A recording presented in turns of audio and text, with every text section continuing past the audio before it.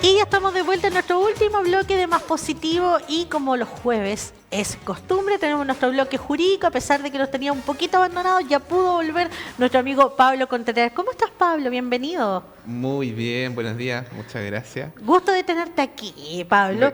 Y en honor al tiempo la vamos a hacer cortita y apretadita porque yo creo que vamos a hablar sobre un tema que tiene... Yo creo el 99.9% de los chilenos, que son las deudas. Y específicamente Justamente. vamos a ver cómo afrontarlas. Así que, Pablo, directamente desde Juris Maule, te vamos a dar el pase a ti para que nos comiences a explicar un poco las directrices de esta problemática y cómo solucionarlo. Ok, bueno, quise tocar este tema porque efectivamente ha sido como muy recurrente en los últimos 6 meses, o un año incluso, que ha aumentado mucho las consultas en nuestra oficina por la situación de las deudas. Y es un tema complejo porque hay mucha gente que no tiene muy claro qué es lo que hacer, qué es lo que puede pasar. Me van a embargar, me van a quitar mi casa, me van a quitar mis cosas. La verdad es que es un proceso que, bueno, como todo proceso judicial tiene su etapa, no es un proceso rápido, pero la verdad es que las decisiones que se tienen que tomar cuando uno afronta una situación de una deuda, y cuando hablamos de una deuda hablamos de una persona que no está pudiendo pagar sus deudas. Evidentemente, si hablamos de una persona que está pagando las deudas con regularidad, la verdad es que ahí no está el problema. Si el problema es cuando yo ya no puedo afrontar esas deudas. Y también hay ciertos casos de personas que sí están pagando sus deudas, pero ya no pueden seguir pagándolas por un tema de que no les alcanza para vivir, para sus gastos más básicos. Entonces, vamos a tratar de abordar el tema de un punto de vista tanto práctico como jurídico, ¿ya? Y dar algunos consejos. Probablemente hoy día vamos a hacer como una especie más de introducción al tema y a lo mejor puede que en futuras semanas lo vayamos profundizando cada uno de los casos, porque hay varias alternativas en realidad de lo que uno puede hacer frente a una situación de deuda. Lo primero que hay que tener claro es cuánto es lo que debemos. Y esto que parece una cuestión como de perogrullo, una cuestión súper lógica, me ha ocurrido que mucha gente que concurre a nuestra oficina no sabe cuánto es lo que realmente debe. Y ahí muchas veces tenemos como el primer síntoma del problema. Es decir, tengo una deuda, pago mensualmente, no sé, 400.000 pesos en crédito, o en tarjetas de crédito, créditos de consumo, qué sé yo. Pero tú le preguntas, ¿pero y cuánto es lo que usted debe? No tienen muchas veces idea. Entonces, Pagan como por inercia nomás. claro, el primer consejo que yo les puedo dar antes de ustedes abordar una situación de una deuda, ya sea en un proceso que puede ser eventualmente judicial, o para buscarle una solución a través de alguna renegociación, es determinen cuánto es lo que deben, a qué instituciones les deben y cuánto les queda por pagar. Y esto es súper importante no solo por un tema de orden financiero, sino que también que no es lo mismo deberle, por ejemplo, a un banco, deberle a una cooperativa o deberle a una casa comercial. Desde el punto de vista jurídico, si bien en estricto rigor la deuda es la misma, la forma en que estas entidades son más o menos agresivas al momento de cobrarles la deuda o al momento de renegociar es muy distinto. No es lo mismo renegociar una deuda con un banco o ser demandado por un banco que ser demandado por una casa comercial. Claro. Lo segundo es saber cuánto es lo que le debo a cada una de ellas. ¿Por qué? No es lo mismo deberle a un banco 20 millones de pesos que deber 2 millones de pesos en una tarjeta, por ejemplo, del Banco Ripley. No es efectivamente, la forma en que ellos van a abordar el proceso contra ustedes va a ser totalmente distinto. E incluso la posibilidad de llegar a ofertas o acuerdos con ellos también es muy diferente, ¿ya? Entonces, la primera recomendación es calculen cuánto es su deuda. Esto también les va a servir para los efectos de que sí, porque mucha gente en la casa puede estar pensando, ¿qué pasa si me declaro en insolvencia o en quiebra, que es más conocido para la gente? ¿Puedo hacerlo? Sí, tiene algunos requisitos y justamente tiene que ver también con los montos de las deudas. Entonces ese es el primer paso. El segundo paso es tener claro a qué instituciones les debo. Ahora, hay mucha gente que me dice, incluso llegando a la oficina, la verdad no tengo idea cuánto debo. ¿Cómo puedo saberlo? Bastante sencillo. Si es con un banco, se meten a la página del banco, ahí van a encontrar los créditos y les va a salir algo que se llama el estado de deuda del crédito o la tabla de desarrollo del crédito. ¿Qué es cada una de estas cosas? El estado de deuda es un documento donde va a señalar cuánto es la cuota que ustedes pagan mensualmente, cuántas cuotas han pagado y cuántas les quedan. Y con eso fácilmente sacar la cuenta de cuánto les falta por pagar. Hay otros bancos que entregan algo que se llama la tabla de desarrollo del crédito. ¿Qué es eso?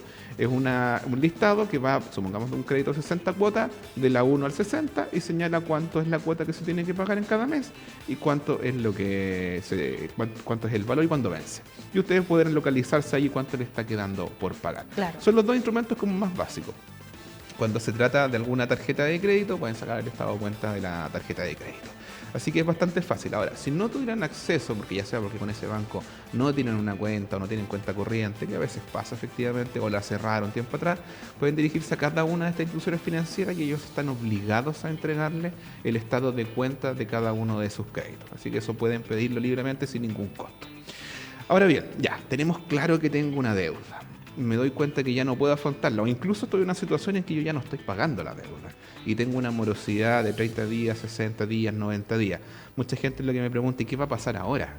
¿Me van a demandar? ¿Voy a poder pagar? Bueno, la regla general es que cuando ustedes tienen una deuda inferior a 90 días de plazo, ustedes todavía van a poder seguir pagando esas cuotas, las van a ir pudiendo pagar atrasadas. Entonces hay mucha gente que me dice: ¿cuánto yo me puedo atrasar para que no me demanden? Porque hay gente que lamentablemente está en una situación de que los pilló un poquito la máquina, ya no pagaron una de las cuotas o no pagaron dos de las cuotas, pero quieren ir poniéndose al día, pero a lo mejor no tienen el dinero para pagar todas las cuotas atrasadas. Entonces ahí la recomendación, que la mayoría de las instituciones financieras les van a aguantar a ustedes en el fondo que estén atrasados en hasta 3 meses. ¿Qué significa eso? Que cuando venza la tercera cuota de atraso, ustedes sí o sí tienen que pagar la más antigua. Si no lo hacen, esa deuda va a pasar a cobranza judicial. Y va a pasar algo que es bastante complejo. Ustedes, cuando quieran pagar esa cuota más atrasada, no les va a permitir la plataforma, porque seguramente les van a bloquear los sistemas de pago y no van a poder ponerse al día. ¿Y qué es lo que va a ocurrir en la práctica? Que esta institución financiera los va a demandar a ustedes, pero no los va a demandar por las 3 cuotas o 4 cuotas que les deben, les va a demandar por el total de la deuda. Y ahí es donde el tema se pone complejo. Porque claro, si me demandaran únicamente por las cuotas atrasadas, seguramente no sería tanto dinero y podría eventualmente pagarlo. Claro, y el tema es que si no se puede pagar una cuota, ¿cómo se paga la deuda total? Exacto. Ahora, ¿por qué pasa esto? Mucha gente, y aquí es donde se deriva el problema, porque mucha gente no tiene idea que cuando esto pasa a cobranza judicial, me van a cobrar todo. ¿Por qué? Cuando ustedes van a cualquier institución financiera a pedir un crédito, o a sacar una tarjeta de crédito, o a pedir una línea de crédito, por ejemplo, para una cuenta corriente, o a sacar un auto, o a un crédito hipotecario, en todos es exactamente lo mismo, ustedes van a firmar un pagaré, o van a firmar, en el caso de las tarjetas de crédito y las líneas de crédito, un documento que le permite al banco hacer un pagaré cuando ustedes tengan una deuda. ¿Y qué es lo que significa eso? Que en ese pagaré, cuando yo pacte una deuda, por ejemplo, en cuota, me va a estar como esta tabla que yo les decía, que la cuota 1 vence en tal fecha, la cuota 2 en tal fecha. Pero ese pagaré trae una cláusula que se llama cláusula de aceleración. La cláusula de aceleración faculta a la institución financiera que cuando se deba más de una cuota, en algunas sale 2 incluso, pero no, la regla general es cuando me atrase con una cuota, que el banco tiene el derecho a acelerar el crédito. Acelerar el crédito es decir, que me cobren todas las deudas. Porque tienen que tener claro que cuando uno va al banco o a una institución financiera, no pide cuotas, lo que uno pide es dinero. Es una obligación, por ejemplo, 10 millones de pesos. Y el banco les da la posibilidad de pagarlo en cuotas. Esa es la lógica, en el fondo, de un crédito de consumo, o de un crédito hipotecario, o de un crédito de un vehículo. Pero ese es un beneficio que le entregan al deudor.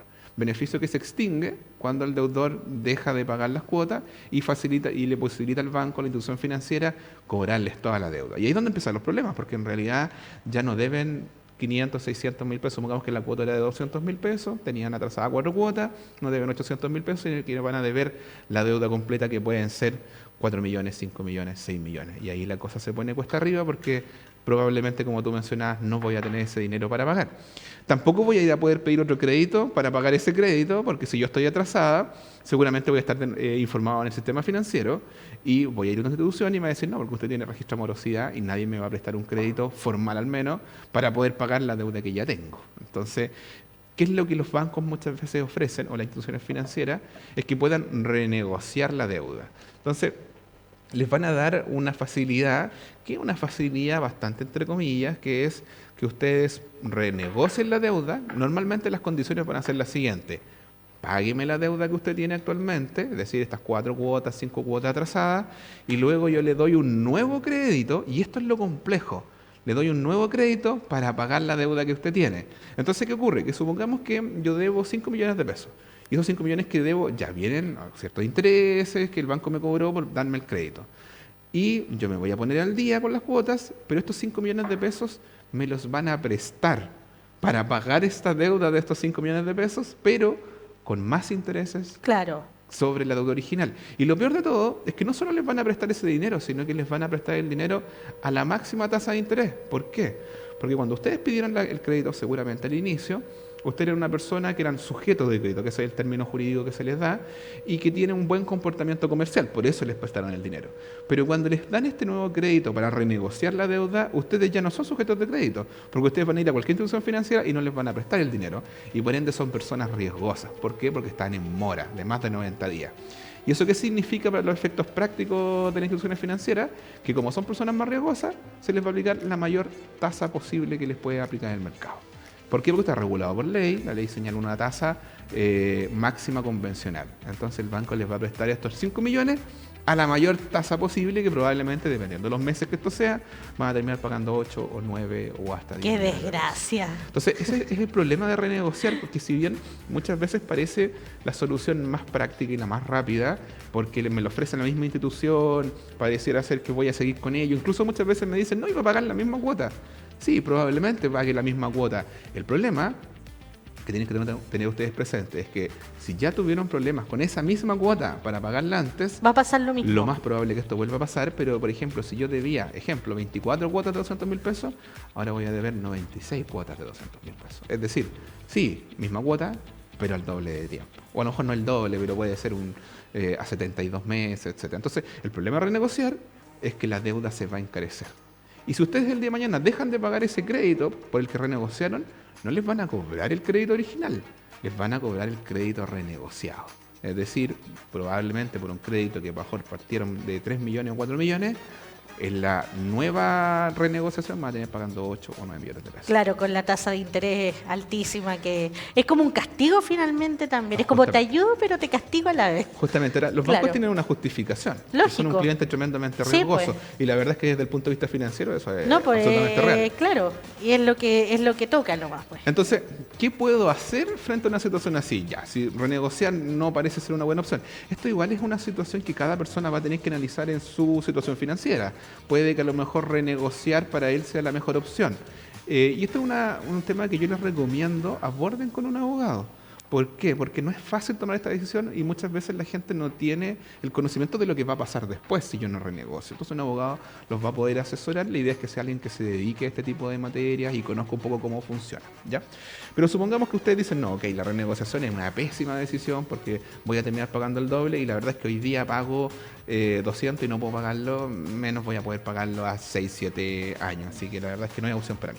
Entonces, ¿qué opciones tengo? Lo primero que tienen que ustedes situarse es su situación patrimonial. ¿A qué me refiero con esto?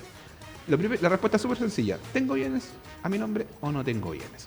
Cuando yo me refiero a bienes, me refiero a autos y me refiero a propiedades. Nada más. El resto, la verdad, tiene poca relevancia para los efectos prácticos. Claro. ¿Por qué? Porque el banco, cuando ustedes los vaya a demandar, lo primero que va a buscar es si ustedes tienen bienes para poder embargárselos. Y no es que esté pensando el banco en el living de la casa de ustedes o en la tele. En la casa, en la propiedad. Va a estar pensando en la propiedad, va a estar pensando en el vehículo. ¿Por qué?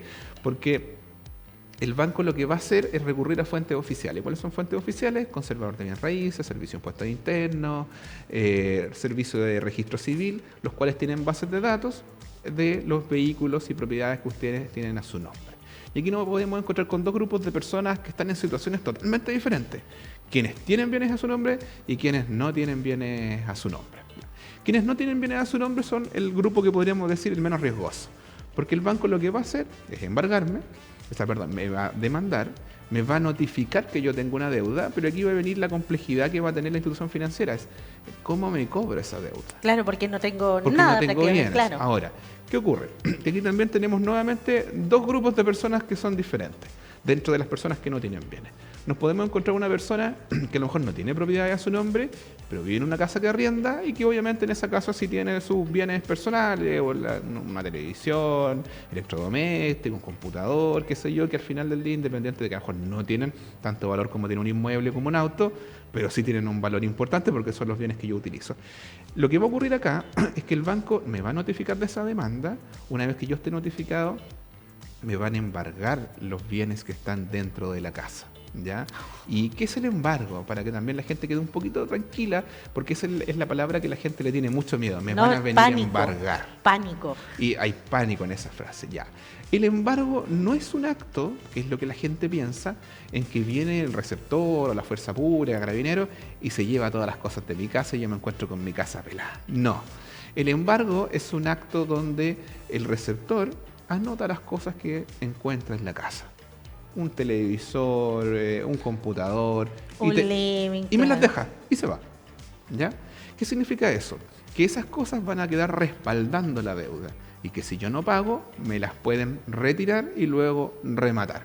Pero eso es un acto posterior y muy posterior en realidad dentro del proceso, lo que me posibilita que dos cosas: que yo solucione la deuda en el camino, O que me escape del país. No, no, mentira. porque mira, es un delito que tú te lleves esas cosas. No, pues porque Ojo, ya cuando están notificadas, o sea, cuando ya están embargados, no están puedes listos, sacar las cosas, no. porque claro, cualquiera me diría, no importa, las vendo y me compro otras. No, Sí, po. no se puede hacer porque es un delito el sacar las cosas que Porque ya eso están embargadas. ya son como la garantía de deuda en este sentido. Exacto.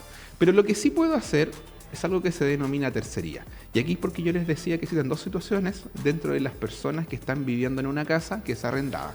La opción uno es que yo vivo en realidad en una casa de allegados. Por ejemplo, vivo en la casa de mi mamá, vivo en la casa de mi suegro, en la casa de un familiar, y en realidad los bienes que embargaron no son míos. Claro. La verdad es que la mayoría son de los dueños Del de la dueño. casa. Y ahí la ley permite que estas personas que están siendo afectadas ejerzan una tercería. ¿Y la tercería en qué se sustenta? En que si yo soy el dueño de la casa, se presume que todos los bienes que están dentro de la casa son de esa persona y por ende puede excluirlos del embargo. ¿Y qué es lo que va a ocurrir para los efectos tremendamente prácticos? Esa persona no tiene bienes muebles, no tiene vehículo a su nombre, ni tiene bienes muebles que van a poder ser embargados y rematados. Por ende, esa persona podría, en los efectos prácticos, más allá de todas las incomodidades que significa que yo deba, porque me van a estar llamando, que están en DICOM, etcétera, que no voy a poder. Y no va a pasar nada. Entonces, por eso es súper importante determinar en qué situación jurídica estoy. Porque hay mucha gente que incluso me dice, mira, sabes que yo tengo 10 deudas con distintas instituciones y ya la del banco no la puedo pagar, pero voy a seguir pagando, por ejemplo, la de las tarjetas de crédito. Y la verdad es que mi respuesta para los efectos súper prácticos para la gente es, ¿y para qué vas a seguir pagándolas si ya tienes una deuda? De ver para los efectos financieros, 10 millones de pesos o 100 millones de pesos es exactamente lo mismo. Cuando tú entras en una situación de insolvencia, tienes que tomar una decisión de qué vas a hacer. ¿Sigo pagando, no sigo pagando? ¿Y qué sentido tiene seguir pagando? ¿Y cuáles van a ser las consecuencias que yo voy a Claro. tener? ¿Ya? Cada caso es distinto y por eso yo les recomiendo que tienen que asesorarse con un abogado. Pero también tú decías que también las deudas según la institución son distintas. Entonces, Exacto. ¿a qué me refiero? A que mucha gente, por ejemplo, dice, claro, prefiero no pagar la tarjeta de tal tienda fulana, pero al banco responderle como corresponde. Un ejemplo súper práctico. A eso me refiero. Ustedes tienen un crédito hipotecario y tienen una deuda, una tarjeta de crédito con alguna casa comercial. No vamos a decir no. No, pues claro. Ya, hay casas comerciales que más allá de que los van a llamar, de que los van a ir a ver a la casa, de que van a ir al trabajo, ni siquiera demandan. O demandan y ni siquiera notifican esas causas. Entonces, no significa que no te vas a ir a DICOM, no significa que no vas a quedar con un problema en tu historial financiero. Pero si estás en una decisión entre pagar el crédito de tu casa para que no te saquen y Claramente. pagar la tarjeta de crédito, evidentemente opten por esa vía. Por el banco. Claro, pagarle al banco, ¿por qué? Porque no van a perder la casa. Lo mismo que es lo que les va a pasar probablemente con un auto. Si no quieren perder el auto, bueno, páguenle el auto y pueden dejar de pagar otro tipo de instituciones. ¿Ya? Entonces, hay ciertas cosas que se pueden hacer en cada caso. Ahora, tenemos el segundo escenario que hablábamos de personas que sí tienen bienes, que tienen una casa, que tienen un auto. Y la pregunta que me hacen siempre las personas es, tengo una deuda y ya no puedo pagar, ¿no? Estoy en una situación ya desesperada. ¿Puedo transferir mis bienes? ¿Es legal? ¿Algo me lo impide? ¿Cometo un delito si yo transfiero mis bienes? La regla general, y voy a ser como súper práctico con esto, es que si ustedes hacen una transferencia con el objetivo de burlar a sus acreedores, sí podrían estar cometiendo un delito. Pero la verdad es que eso pueda ser probado en un juicio es casi imposible, porque tiene que probarse una intencionalidad manifiesta de que yo quiera, en el fondo, burlar a mis acreedores. Por ende, la pregunta que si alguien me la hace, ¿yo puedo transferir mis bienes? Sí, puede transferir sus bienes. Es decir, puede transferir su casa, puede transferir su auto sin ningún problema. Ahora, hay que tener claro, eso sí, que si ustedes tienen una deuda con el banco que está garantizada con la misma casa, que es lo que se le denomina el crédito hipotecario, evidentemente, independiente que la transfieran, el banco igualmente les va a poder sacar el remate a esa propiedad. Por ende, no es un consejo lógico decir, no, transfiere la propiedad y así el banco no te la va a poder embargar o rematar. Lo va a poder hacer igual, porque la ley le permite al banco que tiene un crédito hipotecario sacarlo a remate de cualquier persona que lo tenga en su poder. Así que eso obviamente no va a ser un consejo que va a tener mucha utilidad práctica. Claro, que depende, todo depende también, vuelvo al punto de inicio, el tipo de deuda y con quién tiene la deuda. Exacto. Ahora, al contrario, si por ejemplo ustedes tienen muchas deudas de consumo, tienen un crédito hipotecario y dicen, yo la verdad ya no puedo seguir pagando, puedo transferir la casa y si el día de mañana ya no me da y no dejo de pagar mis deudas de consumo porque no alcancé, efectivamente no puedo, puedo transferir esa casa antes, por si me llega a pasar esto, porque no estamos hablando necesariamente de que una persona diga, no, yo voy a transferir para no pagar nada. No, a lo mejor como una precaución por si en el futuro le puede que le pase. A lo mejor no le pasa y logra pagar sus deudas, pero puede que no. Entonces podría hacerlo, sí, podría hacerlo y podría él perfectamente seguir pagando su crédito hipotecario y si después le toca la mala situación de que no puede seguir pagando el resto de las deudas, no va a haber afectada a su casa. Así que es una posibilidad. Pero es por eso que la recomendación es analizar el caso a caso. También si alguien quiere buscar alternativas para renegociar sus deudas, la ley también te permite otras dos alternativas que no tienen necesariamente que ver con asumir las deudas, sino con el procedimiento de insolvencia que conversábamos al inicio, y también este mismo procedimiento contempla la posibilidad de renegociar las deudas. Ahora, tengo que ser súper honesto, el procedimiento de renegociación es un procedimiento complejo que depende de si yo tengo algunas garantías para ofrecer a mis acreedores. ¿Cuáles van a ser esas garantías? Normalmente si tengo bienes inmuebles. Evidentemente en una renegociación la persona va a ser mucho mejor evaluada si tiene garantías para respaldar que va a pagar. Básicamente una renegociación es un procedimiento que se lleva ante la Superintendencia de Insolvencia, en la cual yo le digo a mis acreedores, saben que miren, yo debo, ejemplo, 50 millones de pesos entre todos. La cuota mensual, que normalmente ahí está el problema, si el problema a lo mejor no es deber 50, deber 30, deber 20, es la cuota mensual en relación a lo que yo gano. Mi cuota mensual es de 800 mil pesos sumado a todo y gano 900. Entonces, evidentemente, entre mis gastos de vida no puedo pagarles a todos, pero si yo pagara 500 mil pesos mensuales a todos, podría a lo mejor pagarle a todos a más plazo, ¿no? Claro. Y ese procedimiento se puede hacer, pero siempre va a requerir ciertos presupuestos. Primero, que la deuda no sea exorbitante. Segundo, que tenga garantía, normalmente, no es requisito, pero normalmente pasa por ahí.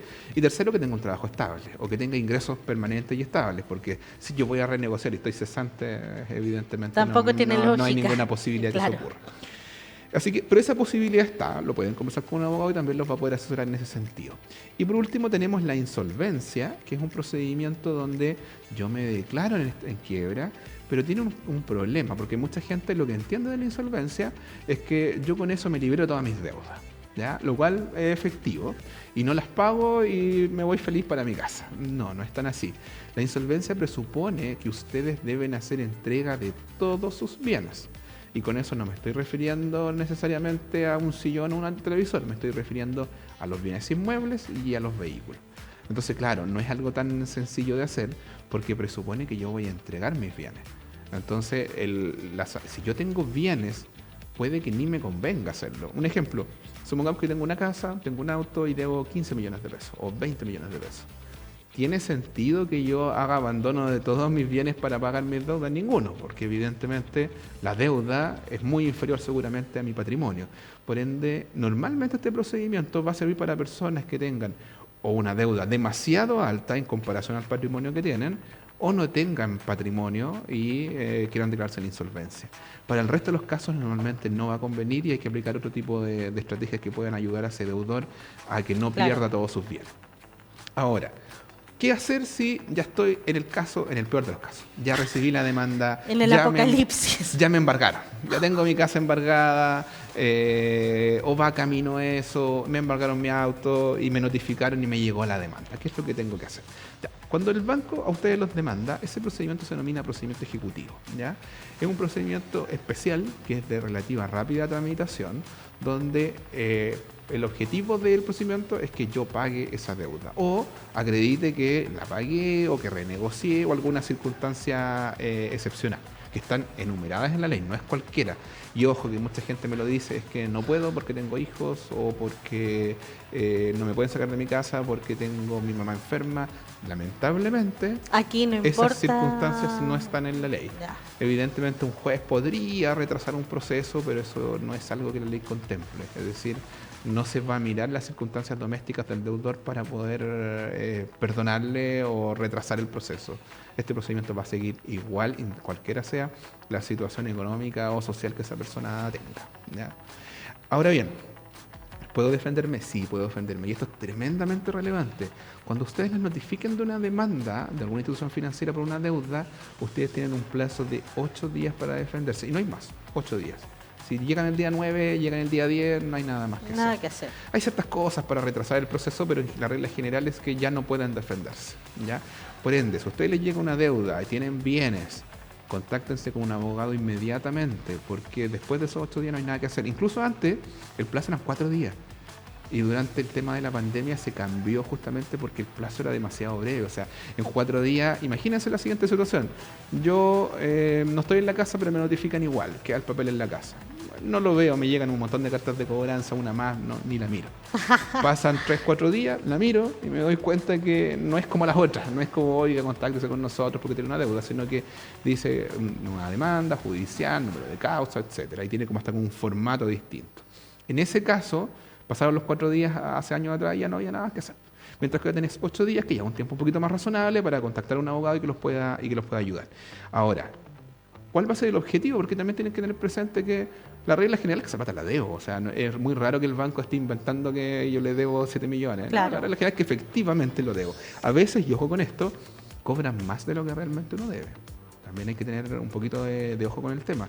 Muchas veces yo me he dado cuenta que los bancos o algunas instituciones financieras, no voy a decir los nombres, pero hay unas que especialmente lo hacen. Supongamos que tú pediste un crédito de 8 millones de pesos, pero con los intereses eran 12, 13.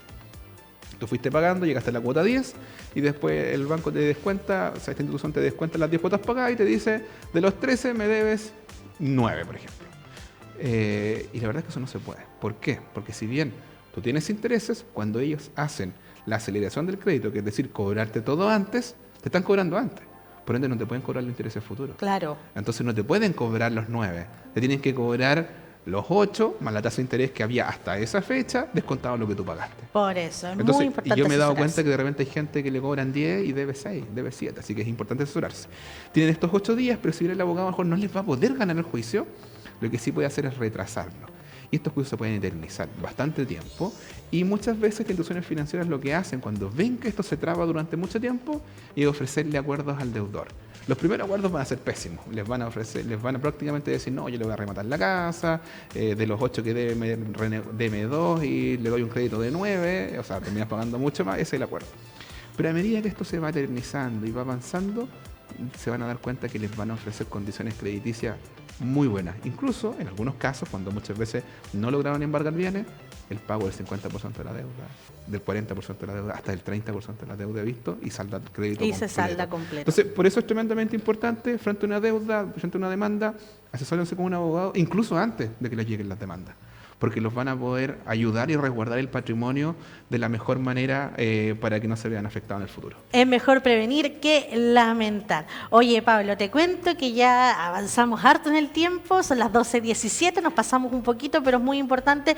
Te propongo que si la otra semana vienes, quizás podemos seguir avanzando en el tema para no perder el hilo conductor, porque yo sé que, como mencionaba, mucha gente quizás está en esta situación o sabe que puede llegar a este puerto y como siempre mejor prevenir que lamentar y esperar la carta de embargo y la notificación y todo lo que conlleva, sobre todo quienes tienen bienes. Pablo, muchas gracias nuevamente. Invita a su gente para que ahí los contacte en caso de tener esta u otras situaciones. Bueno, ahí está la página web que es www.jurismable.cl. Ahí van a encontrar todos nuestros medios de contacto, especialmente yo les recomiendo mucho WhatsApp. Pueden incluso hacernos una consulta y si desean podemos agendarle una llamada, una videollamada o una entrevista personal en nuestra oficina y esa primera entrevista siempre es gratuita. Eso. Pablo, muchas gracias nuevamente por tener aquí y traer a nuestro canal estos temas que son tan importantes para nuestra ciudadanía. Nos vemos, si Dios quiere, la próxima semana. Ok, nos estamos Perfecto. Y de esta forma nosotros comenzamos a despedir nuestro matinal. Muchas gracias por su sintonía. Los invito a continuar con la programación de Canal 30. Y ahora me voy rapidito porque a las 2 de la tarde nos encontramos aquí en las noticias. Cuídense mucho, que estén bien. Chao, chao.